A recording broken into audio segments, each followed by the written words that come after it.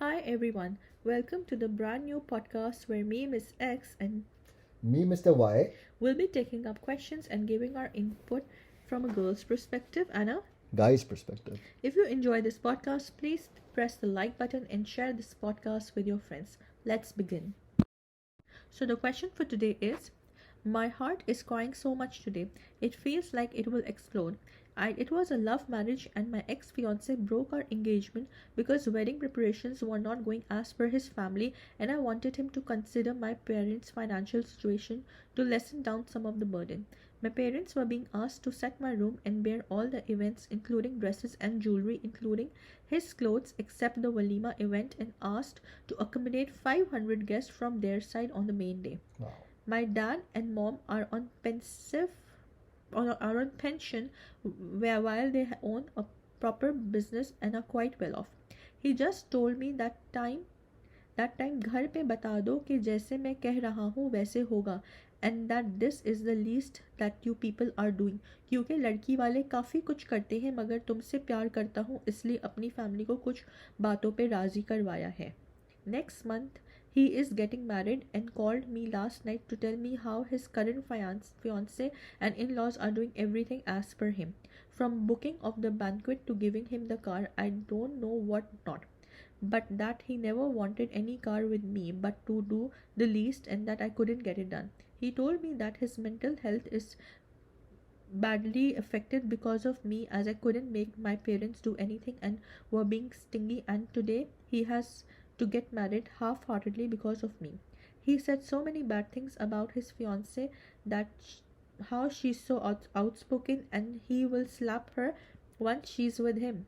I never knew that these things were so important even in a love marriage. I dreamt of a wedding for myself and that I wasn't getting, but I was happy because I was getting married to him.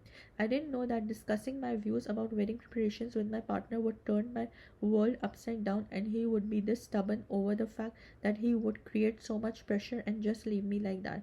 My heart feels so heavy. I don't know what went wrong. He was not a person like that ever. Why did I fall in love with such a person this hard? What do I do now? Where do I do wrong? Please help. Yeah, so from my perspective, my advice to you would be don't be disheartened, don't cry. You have been saved from such a greedy person because ये बंदे को बहुत लालची बंदा है. इसको सिर्फ पैसे में इंटरेस्ट है.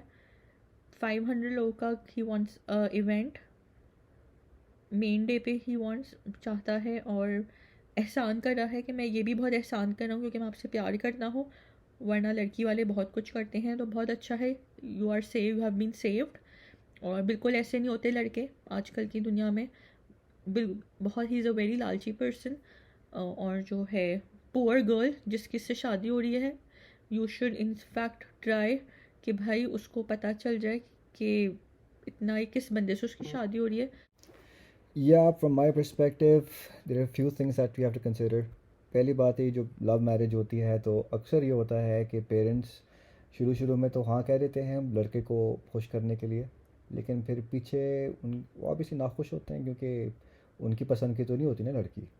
तो काफ़ी दफ़ा ये होता है कि वो डिमांड्स रख लेते हैं, जिस तरह लड़की हमसे बात करे, लड़की फ़ोन क्या करे अम्मी को, और बट इसी ये तरीके इश्यूज से. तो नहीं है यहाँ पे. नहीं, बट मैं जनरली बता रहा हूँ ना कि ये टिपिकल चीज़ें होती हैं लव हम्म. मैरिजेस के अंदर, कि डिमांड्स आ जाती हैं, एक्सपेक्टेशन हो जाती हैं. अगर लड़की कॉल नहीं करती घर वालों को, वो लड़के के घर वालों को, तो फिर वो भी इशू क्रिएट हो जाता है.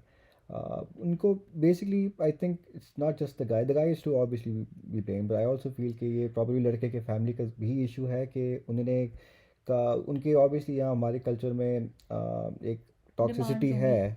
ये जहेज़ की, जो कि गलत चीज़ है, बिल्कुल ही गलत चीज़ है. लेकिन एक रियलिटी है ये कि जहेज़ लड़के वाले एक्सपेक्ट करते हैं. पर ऑब्वियसली ये होना तो नहीं चाहिए इस तरह.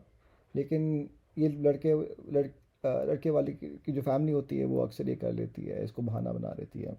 उनको लड़की पसंद नहीं आई होगी, उन्होंने बहुत सारी डिमांड्स की होंगी, लड़के ने फिर निगोशिएट किया होगा अपनी फैमिली के साथ, और and this is probably the best you could do.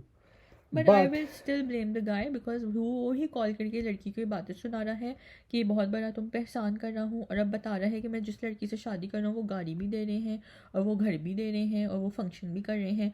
तो the guy is to be blamed because उसकी तरफ से तो कोई एफर्ट नज़र नहीं आ रही ना। आई एग्री कि इस obviously he should have taken a stand, उसने एक स्टैंड लिया भी होगा अपनी तरफ से। बट लड़के वालों का प्रॉब्लम ये होती है ना कि अल्टीमेटली लड़की को लड़के के घर में ही आना होता है। तो बहुत कम घर ऐसे हैं या बहुत कम शादियों के बाद ऐसा होता है कि लड़का इंडिपेंडेंटली बाहर मूव आउट हो जाता है। उसको सोशल प्रेशर्स होते हैं कि उसने फैमिली के साथ रहना है, फाइनेंशियल प्रेशर्स होते हैं कि वो इंडिपेंडेंटली नहीं रह सकता, उसने घर में लेके आनी थी बहू। But I will not blame the family in this case because कहीं भी फैमिली का जिक्र नहीं किया कि उसकी फैमिली ने कॉल करके डिमांड रखी, उसकी अम्मा ने कॉल की। यहाँ पे सब जगह लड़के को ही मैं ब्लेम करती हूँ बिकॉज हर जगह लड़का है। लड़के को पता है कि इसके अम्मा अब्बा पेंशन में, लड़की ने डेफिनेटली बताया होगा। लड़की ने ये भी बताया होगा कि वेल ऑफ है, अपना बिजनेस है। तो लड़का इज़ डेफिनेटली लालची, उसने हर चीज़ में उसको पैसा नज़र आ रहा है और वो उसने अब जहाँ की भी है वो भी पैसे वालों में किया। एंड सेकेंडली अगर वो इतना प्यार करता था और इतना ऑनेस्ट था और इतनी उसने एफर्ट की तो अगले महीने शादी भी कर रहे। भैया वेट कर लेते, सब्र कर लेते, हम्म, एक साल बात कर ये लेते, भी 6 पॉसिबल। महीने बात कर लेते, अगले महीने मतलब रेडी था एक रिश्ता। एग्जैक्टली प्रॉबेबली यही हुआ रिश्ता होगा तैयार कि था ना। रिश्ता दूसरा तैयार था और कंपेरिजन हो रहा था, कंपैरिजन हो रहे थे कंपैरिजन हो रहा था। कि भाई ही 500 may have found someone bit better, ये पॉसिबल है। नॉट बिट बेटर, बोली ज़्यादा लगी बेसिकली लड़के की। और वहाँ जो है वो बिक गया, वो बेसिकली लड़का जो है ना वहाँ उसकी बोली ज़्यादा लग गई। उन्होंने कहा हम गाड़ी भी देंगे, हम लड़का खरीदने को तैयार हैं। तो वहाँ उसके अम्मा अब्बा ने और लड़के ने कहा कि वाई नॉट, मैं वहाँ कर लेता हूँ। तो प्यार वार कोई एग्जिस्ट नहीं करता था। तो don't feel sad for such a guy, be happy, be relax, you will find a very good guy because you are honest, you are not fake. आपकी इंटेंशन सही है, आपकी इंटेंशन साफ है। तो अल्लाह ने आपको बहुत बड़ी एक एक डिच से बचाया है। You been saved, so you are blessed, plus don't एक बड़ा वरी। रेड फ्लैग ये है कि उसने बोला कि मैं मेरी नई बीवी जो है वो बहुत आउटस्पोकन है, नई ये फियांसे बहुत उससे भी खुश आउटस्पोकन नहीं है, है उसको मतलब। तो उसको फिर मैं क्यों थप्पड़ कर लो मारूंगा। और शादी? दूसरी बात, कॉल क्यों की उसने? ये इसका मतलब है कि he is trying to negotiate with you ना, कि तुम कह दो कि हाँ आई जी मैं करने के लिए तैयार हूँ, मैं 500 के अकोमोडेट कर दूंगी या मैं सब कुछ अरेंज कर दूंगी, ज्वेलरी और सब कुछ। मतलब why is he trying to call you? Don't he is no, trying to negotiate I don't think he is trying to negotiate at this end stage, he इतना स्टिल लेट हो गया। लेकिन वो इस तरह के अगर वो तंग कर अगर रहा है। हाँ, ही क्यों इज वो ट्राइंग टू करने की प्ले जरूरत क्या माइंड है? गेम्स विद यू हाँ, and trying to manipulate you and trying हाँ, टू डिप्रेस यू।